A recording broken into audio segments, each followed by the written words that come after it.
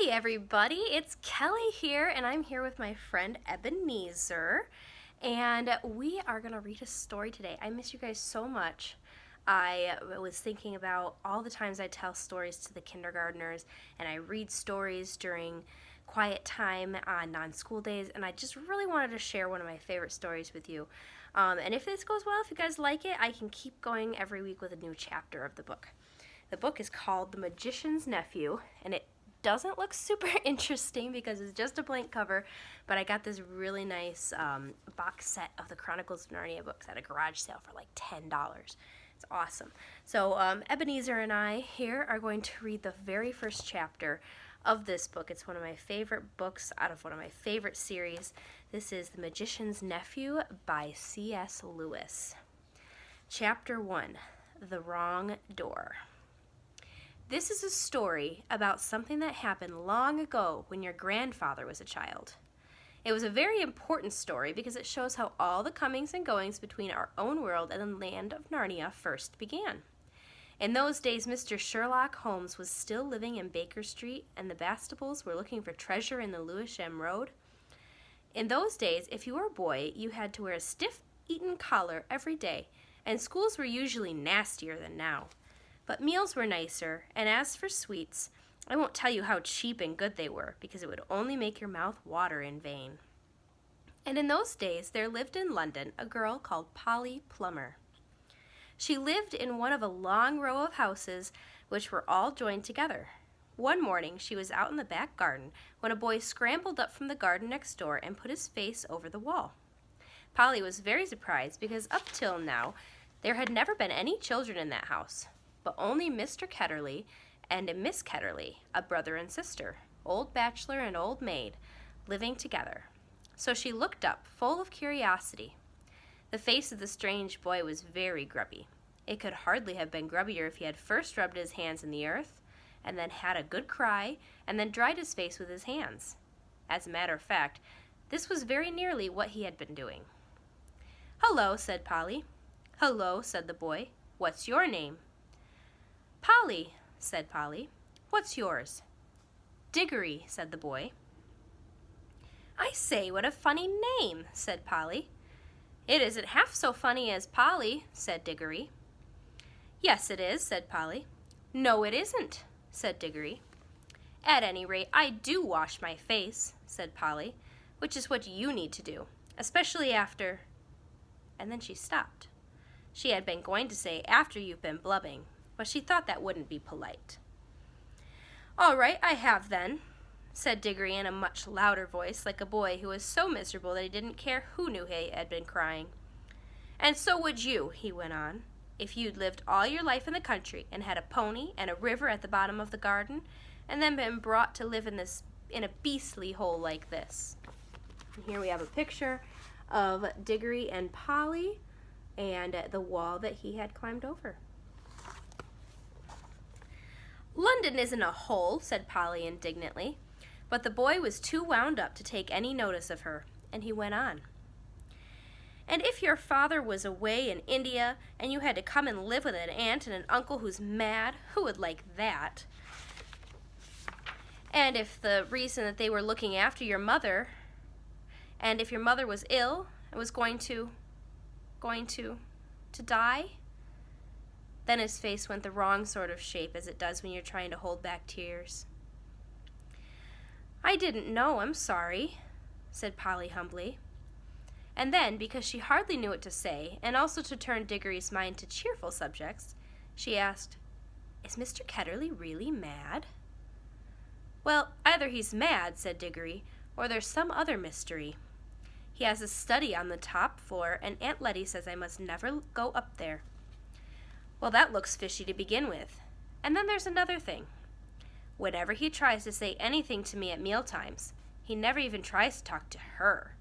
She always shuts him up. She says, 'Don't worry the boy, Andrew,' or 'I'm sure Diggory doesn't want to hear about that.' Or else, 'Now, Diggory, wouldn't you like to go out and play in the garden?' What sorts of things does he try to say?" "I don't know. He never gets far enough. But there's more than that. One night, it was last night in fact, as I was going past the foot of the attic stairs on my way to bed, and I don't much care for going past them either. I'm sure I heard a yell. Perhaps he keeps a mad wife shut up there. Yes, I've thought of that. Or perhaps he's a coiner. Or he might have been a pirate like the man at the beginning of Treasure Island, and be always hiding from his old shipmates. How exciting, said Polly. I never knew your house was so interesting. You may think it's interesting, said Diggory, but you wouldn't like it if you had to sleep there.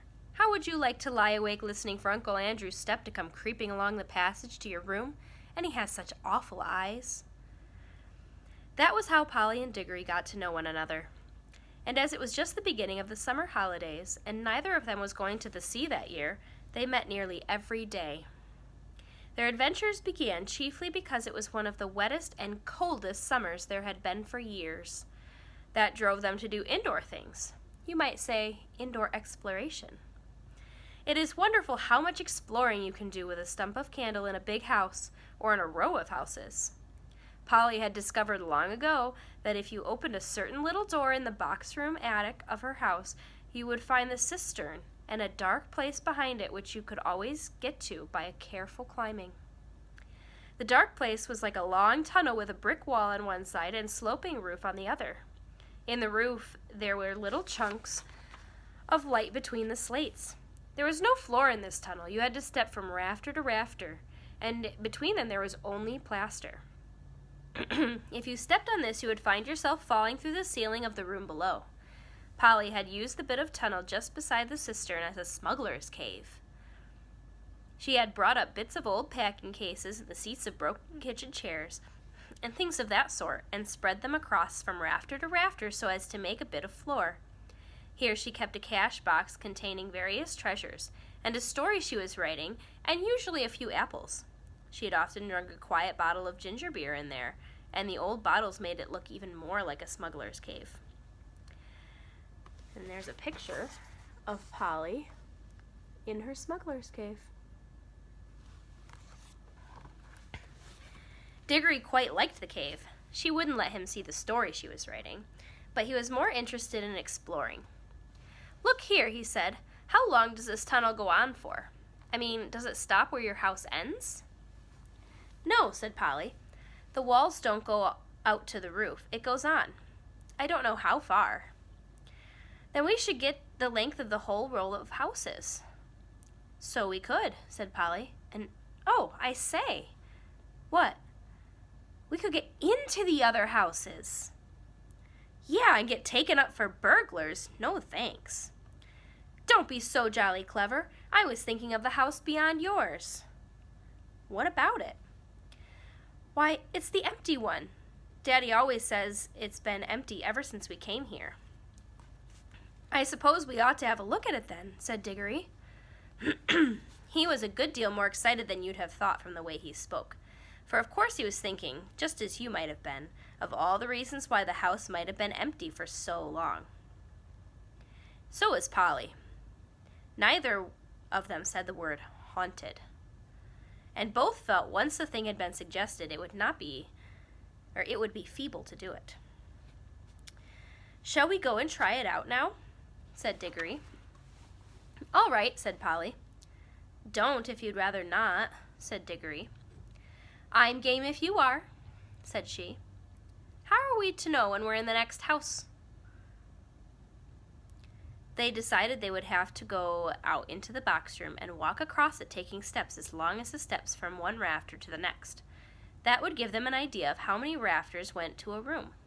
Then they would allow about 4 more for the passage between the 2 attics in Polly's house, and then the same number for the maid's bedroom as for the box room. That would give them the length of the house. When they had done that distance twice, they would be at the end of Diggory's house. Any door they came to after would let them into an attic of the empty house. There's a squirrel outside listening. Very distracting. But I don't expect it's really empty at all, said Diggory. What do you expect? I expect someone lives there in secret, only coming in and out at night with a dark lantern. We shall probably discover a gang of desperate criminals and get a reward. It's all rot to say a house would be empty all those years unless there was some mystery." "Daddy thought it must be the drains," said Polly. "Pooh! Grown-ups are always thinking of uninteresting explanations," said Diggory. Now that they were talking by daylight in the attic instead of by candlelight in the smuggler's cave, it seemed much less likely that the empty house would be haunted. When they had measured the attic, they had to get a pencil and do a sum. They both got different answers to it at first, and even when they agreed, I'm not sure that they got it right.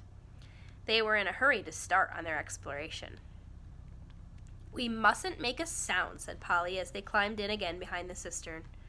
Because it was such an important occasion, they took a candle each. Polly had a good store of these in her cave. It was very dark and dusty and drafty, and they stepped from rafter to rafter without a word except for when they whispered to one another, "We're opposite your attic now," or "This must be halfway through our house." And neither of them stumbled, and the candles didn't go out, and at last they came where they could see a little door in the brick wall on their right. There was no bolt or handle on this side of it, of course, for the door had been made for getting in, not for getting out. But there was a catch, as there often is on the inside of a cupboard door, which they felt sure they would be able to turn. "Shall I?" said Diggory. "I'm game if you are," said Polly, just as she had said before. Both felt that it was becoming very serious, but neither would draw back. Diggory pushed around the catch with some difficulty. The door swung open, and the sudden daylight made them blink. Here's a picture of them opening that door.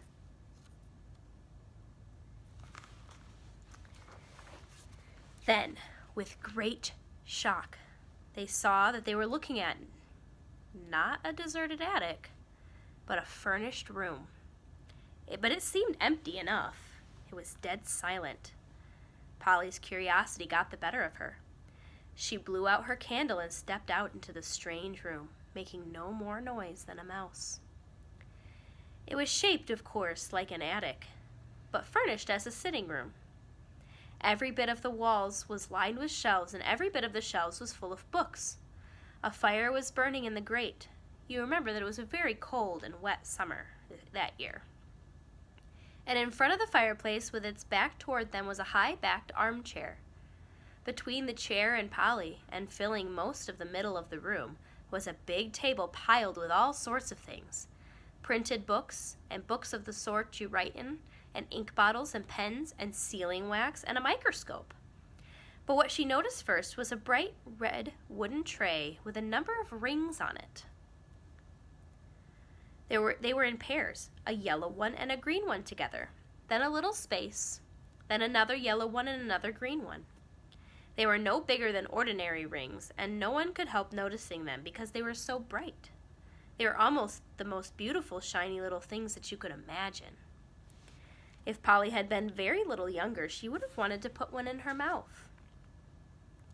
The room was so quiet that you noticed the ticking of the clock at once, and yet, as she now found, it was not absolutely quiet either. There was a faint, very, very faint humming sound. If vacuum cleaners had been invented in those days, Polly would have thought it was the sound of a hoover being worked a long way off, several rooms away and several floors down. But it was a nicer sound than that, a more musical tone, only so faint that you could hardly hear it. "It's all right, there's no one here," said Polly over her shoulder to Diggory. She was speaking above a whisper now, and Diggory came out, blinking and looking extremely dirty, as indeed Polly was too. "This is no good," he said. "It's not an empty house at all. We'd better leave before anyone comes." "What do you think those are?" said Polly, pointing at the colored rings.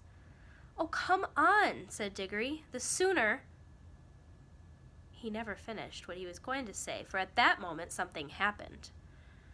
The high-backed armchair in front of the fire moved suddenly, and there rose up out of it, like a pantomime demon coming out of a trap door, the alarming form of Uncle Andrew. They were not in the empty house at all. They were in Diggory's house and in the forbidden study. Both children said, "Oh," and realized their terrible mistake. They felt they ought to have known all along that they hadn't gone nearly far enough. Uncle Andrew was tall and very thin. He had a long, clean-shaven face with a sharply pointed nose and extremely bright eyes and a great tousled mop of gray hair. Diggory was quite speechless, for Uncle Andrew looked 1,000 times more alarming than he had ever looked before. Polly was not so frightened yet, but she soon was. For the very first thing Uncle Andrew did was to walk across to the door of the room, shut it, and turn the key in the lock. Then he turned around, fixed the children with his bright eyes, and smiled, showing all his teeth. "There," he said, "now my fool of a sister can't get at you." This was dreadfully unlike anything a grown-up would be expected to do. Polly's heart came to her mouth, and she and Diggory started backing towards the little door they had come in by. Uncle Andrew was too quick for them. He got behind them and shut that door too and stood in front of it. Then he rubbed his hands and made his knuckles crack. He had very long, beautifully white fingers. "I'm delighted to see you," he said. 2 children are just what I wanted." "Please, Mr. Ketterly," said Polly, "it's nearly my dinner time and I've got to go home. Will you let us out, please?" "Not just yet," said Uncle Andrew. "This is too good an opportunity to miss. I wanted 2 children. You see, I'm in the middle of a great experiment. I've tried it on a guinea pig and it seemed to work. But then a guinea pig can't tell you. Gonna lose my phone here. Guinea pig can't tell you anything. And you can't explain to it how to come back. "Look here, Uncle Andrew," said Diggory. "It really is dinner time and they'll be looking for us in a moment. You must let us out." "Must?" said Uncle Andrew. Diggory and Polly glanced at each other. They dared not say anything, but the glances meant, "Isn't this dreadful?" and "We must humor him." "If you let us go for our dinner now," said Polly, "we could come back after dinner." "Oh, but how do I know that you would?" said Uncle Andrew with a cunning smile, and then he seemed to change his mind. "Well, well," he said, "if you really must go, I suppose you must. I can't expect 2 youngsters like you to find it much fun talking to an old buffer like me." He sighed and went on, "You've no idea how lonely I sometimes am. But no matter, go to your dinner. But I must give you a present before you go. It's not every day I see a little girl in my dingy old study, especially, if I may say so, such a very attractive young lady as yourself." This guy's really creepy. Polly began to think he might not really be mad after all. "Wouldn't you like a ring, my dear?" said Uncle Andrew to Polly. "Do you mean one of those yellow or green ones?" said Polly. "How lovely." "Not a green one," said Uncle Andrew. "I'm afraid I can't give the green ones away, but I'd be delighted to give you any of the yellow ones, with my love. Come and try one on." Polly had now quite got over her fright and felt sure that the old gentleman was not mad, and there was certainly something strangely attractive about those bright rings. She moved over to the tray. "Why, I declare," she said, "that humming noise gets louder here.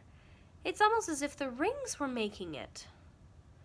"What a funny fancy, my dear," said Uncle Andrew with a laugh. It sounded very natural. But Diggory had seen an eager, almost greedy look on his face. "Polly, don't be a fool," he shouted. "Don't touch them." It was too late. Exactly as he spoke, Polly's hand went to touch one of those rings, and immediately, without a flash or a noise or a warning of any sort, there was no Polly. Diggory and his uncle were alone in the room. That's the end of chapter 1. Well, it was really nice seeing all you guys, or talking to you anyway. So please send an email if you enjoyed the story so far, and maybe next week we can continue and see what happened to Polly. I'm really worried about her. Aren't you? Yeah? Okay. All right. Well, you guys take care of yourselves. Wash your hands really well. Don't touch your faces, and stay home every chance you get. But go outside in the yard and play if you can, because it's really nice out some days. All right, I will see you next week. Have a great weekend, guys.